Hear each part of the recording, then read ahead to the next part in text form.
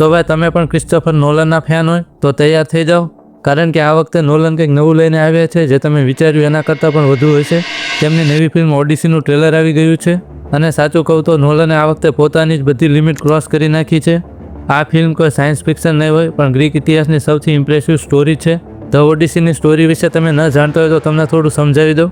આ સ્ટોરી છે war hero ઓડિસનની, જે ટ્રોજન વોર પછી પોતાના ઘરે પાછો ફરવાની કોશિશ કરે છે, પણ આ ઘર વાપસીમાં તેને 10 વર્ષ લાગી જાય છે.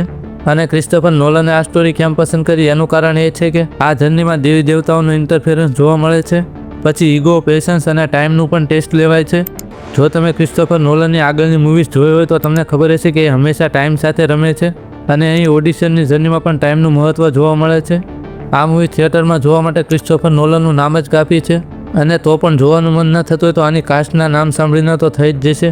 નોલને આ વખતે હોલિવૂડમાંથી mat Damon, Tom Holland, Robert પેટિન્સન, ઝેન્ડાયા અને એની હેથવે જેવા મોટા નામને આ ફિલ્મમાં લીધા છે.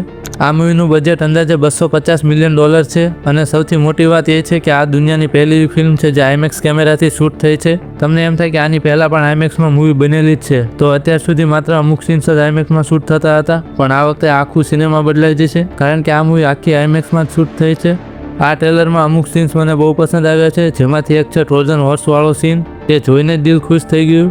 મેં આ વાર્તા વિશે થોડું ઘણું જાણ્યું છે, પણ નોલને જે રીતે દેખાડ્યું છે એ અલગ જ લેવલનું છે.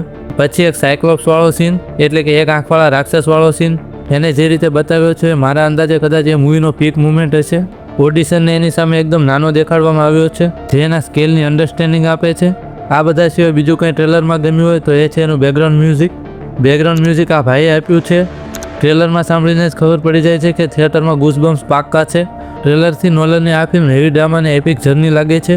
તે સાબિત કરે છે કે કેવી રીતે એક મોટો વોર હીરો પણ બધું જીત્યા પછી અંતે એકલો પડી જાય છે અને કેવી રીતે ઘરે પહોંચવા માટે લડે છે. જો તમે પણ ઓડિસીનું ટ્રેલર જોઈ લીધું તો તમને કેવું લાગ્યું એ પણ કોમેન્ટમાં લખજો, અને હું મળીશ આવા બીજા વિડીયોમાં.